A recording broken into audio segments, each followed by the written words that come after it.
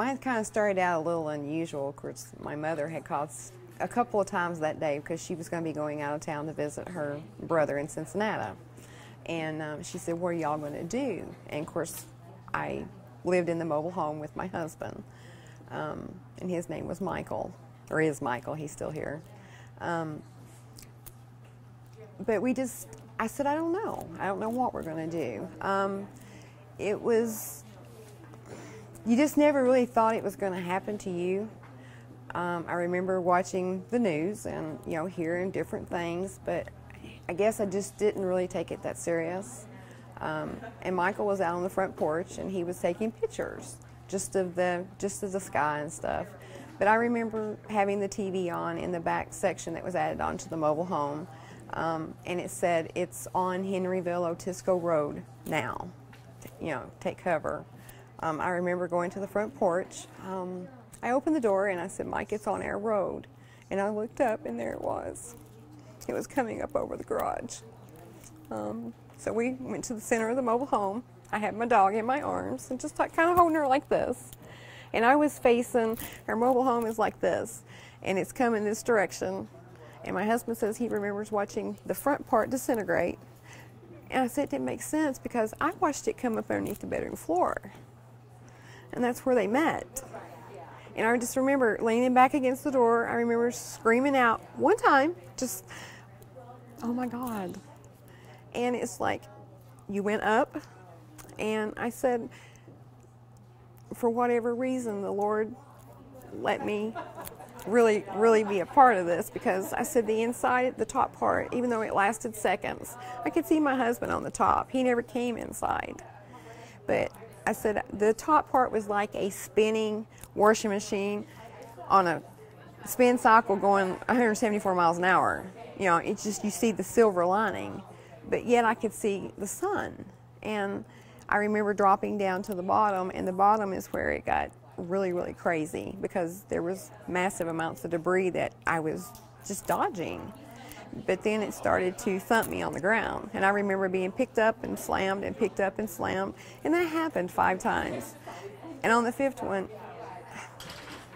it hurt so bad that I just said, Lord, if it be your will, could you just take me home? And he didn't, but he did land us on the ground. I came down on my back, and he came down face first. And then he ended up with a door laying over top of him. But then we were sitting there on the ground. I remember getting up. I had a power line on my shoulder, and I threw it off. But then I was setting. And I had my arm laid here because it was broke. It had broke it in 3 places, and I didn't know at that time, but it had. And I just laid it on my lap. And then I remember looking at him, and he says, do you see anything? I said, there's nothing. I said, I don't even know where the garage was at. But I could see 2 vehicles, and pretty much that was it. And I looked around, but I watched them take Stephanie out. She lived across the road, my neighbors. And I hollered because I seen some people, and I just started hollering help. And I knew they seen me, but Michael was laying there, and he says, save your breath. He says, nobody's going to see you. I said, yeah, I can see them, and they see me. But, and my question was, is it going to come back again? And he says, no, and it didn't. But it wasn't long, and the hail started, and I said, the hailstorm was, I've never seen anything like it before in my life. There were just large things, and the first one I seen come down hit my husband right in the middle of his lower back, and it was like a softball. But then there was things that come out of the sky that looked like round balls with spikes on them, and there was a perfect hourglass. I said I'd give anything for a camera at that moment, because they were so unique in their size, but yet we was sitting there, and I was just sitting like this and had my arm over my head, and of course it got this side. But I still really didn't know I was in bad shape or anything. But we went through that, and then the rain started, and it was cold.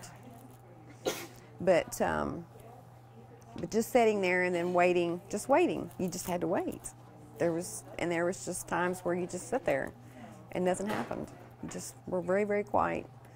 And I remember the first people who showed up. I didn't know what time it was, but they got there, and I had a cedar chest that had survived. That was my grandmother's. and I had gotten it from them, and I had it full of blankets and stuff, and they had went and got blankets and stuff out of it, and that's what they used to cover us up with until help got there. But I was airlifted out to University of Louisville. Just always remember talking, just like I do now.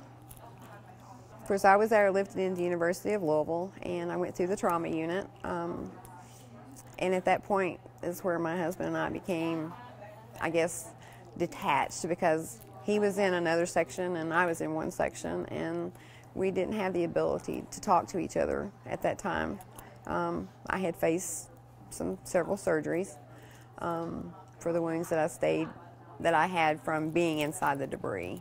It had opened up some large places, but going through that and not being able to know how he was doing or talk to him kind of left a void. It's just that uncertainty. I do remember getting the first telephone call from him, and basically he said, "I'm sorry." I said, "You're sorry for what?" "For not taking us to safety." I said, "I'm a grown adult too. You know, we chose to do that. You know, we didn't think it was going to hit us. You think it's not going to happen." It's given me an all new respect for our weather people, our news people, because they do inform us. I don't take it for granted anymore. But we were there until March the 13th. And March the 13th, we left there and went to Southern Indiana Rehab. And we left there on April the 6th and went into our home that was provided for us for a while. And we started doing in-home therapy. And that's where I learned how to walk again, and so did he, from being in the home. And here we are today. I said it was the day that changed my life forever. For me, it was a rude awakening that life is short, and to, I guess, cherish the things that are most precious. I hadn't been in church for a while, kind of regained that love for the Lord and the blessings that He does give us each day. For me, at 50 years old, I have finally learned what being happy is about, because until it's almost taken away from you, you don't realize that each day is so precious, and you have to live every day like it's going to be your last, because it could be. So for me, that was the biggest changes, that I learned that I'm the only person who can make me happy, and just thankful that the Lord has given me the opportunity to do that. I know for a lot of people, and I don't know a whole lot of people, but I know that my daughter-in-law, her parents were beside the school, and I know just going through the family situations of the different things that it's done to individual lives. I've gained a lot of friends that I didn't have before because of what happened. It seems like it brought everybody closer together as a united front instead of just individual people. I remember the church being up the street, how everybody drawed together to, just to lend a hand. And I didn't take part in cleaning up the property or anything like that because we weren't able. But I just know that, different individuals have handled it in different ways, but I know my neighbors, some of them have rebuilt, and, I remember taking part in a dedication to a new home where we went in and wrote scriptures on the inside walls before they drywalled them. Those are the important things that I take away from it, is that, God didn't bring the tornado, because that is the consequences of this man's sin, but He can use it. And I think He did use it. And even though we look around and it looks devastating to look at it still, in some ways, but on the other side, we serve an awesome God, and He really does provide for us. And that's what I see as the unity. Now, will I come back and live? Probably never.